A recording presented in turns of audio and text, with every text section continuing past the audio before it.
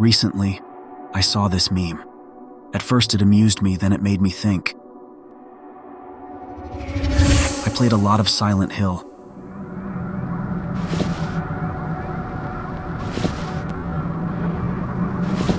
Silent Hill.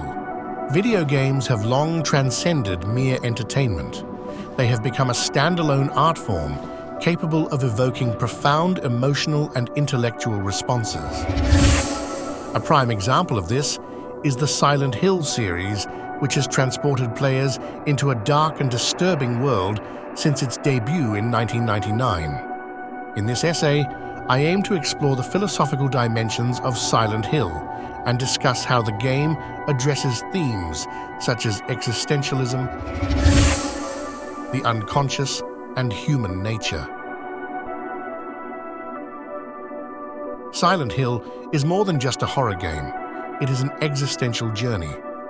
The protagonists of the series, such as Harry Mason or James Sunderland, are not typical heroes. What's your name?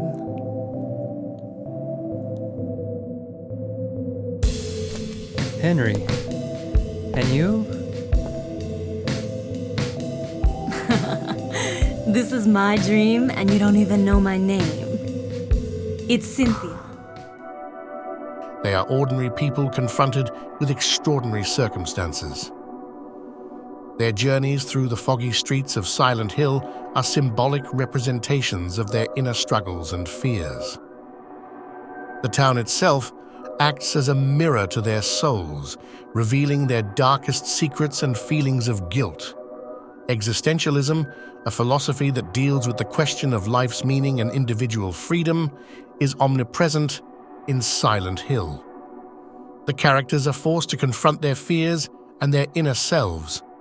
This confrontation with oneself is a central theme of existentialism, emphasizing the idea that a person defines their essence through their own actions and decisions. I played a lot of Silent Hill, spending hours solving puzzles and killing undead ghosts with clunky controls.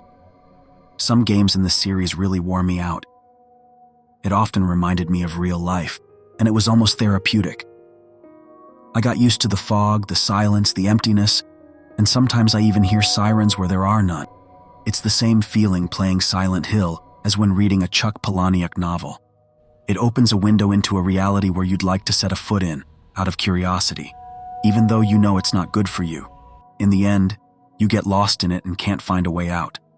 Like our 20s, how much would we change? Would I play less Silent Hill? I don't think so. I would almost say Silent Hill prepares you for life better than some teachers. The unconscious and psychology, Carl Jung, a pioneer of analytical psychology, introduced the theory of the collective unconscious, where archetypal images and symbols are deeply rooted in our subconscious. Silent Hill masterfully uses this idea by creating nightmare landscapes and grotesque creatures deeply rooted in the fears and traumas of the characters. The monsters and scenarios encountered by the players are not only physical threats, but also manifestations of the protagonist's psychological conflicts and repressed emotions. The game forces players to engage with these symbols and question their meanings, fostering a deeper understanding of the human psyche and how we deal with our inner demons. Another central theme of Silent Hill is the exploration of human nature and morality. The protagonists are often confronted with moral dilemmas that test their values and beliefs. These situations compel players to question their own moral concepts and consider what it means to be good or evil. In Silent Hill 2, for example, James Sunderland is confronted with the horrifying truth about his past and must face the consequences of his actions. The game encourages players to reflect on the nature of guilt, forgiveness, and redemption. It shows that moral decisions are often complex and ambiguous, and that understanding and accepting one's mistakes can be an important step toward healing and self-realization. I have only a few friends who really appreciate Silent Hill. Most have fallen for the commercial appeal of Resident Evil. Sure, that's where a lot started. but I'm a child of the Alone in the Dark generation, and for me, horror games aren't just about zombies and mansions. The fine line between stressful gameplay and atmospheric gaming in Silent Hill is simply brilliant. You even willingly step into that uncomfortable zone.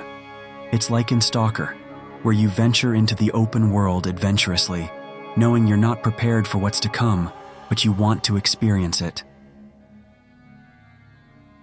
Silent Hill has given me so much for life: tension, fear, philosophy, and musical artistic inspiration. It has shaped my being and my art, and much of Silent Hill has shown me that video games are not as simple consumer goods as music or movies. Silent Hill is an impressive example of how video games can raise profound philosophical questions and invite players on an introspective journey. By addressing themes such as existentialism, the unconscious, and human nature, the game challenges us to question our own beliefs and fears.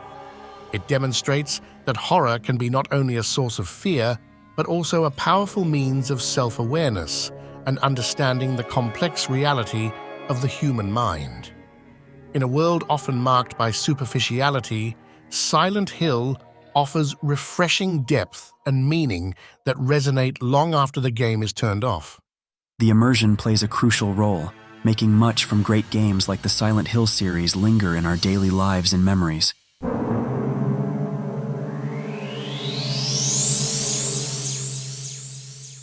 When I think of Silent Hill, I think of fog, long dialogue pauses, simple and tedious puzzles, stress and relaxation alike.